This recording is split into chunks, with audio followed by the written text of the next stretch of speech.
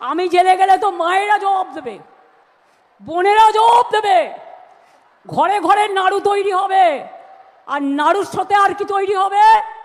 নাড়ুর opposite কি? নাড়ুর opposite কি?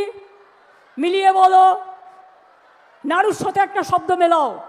আমি প্রথম অক্ষর বলে দিচ্ছি, ঝয়কার।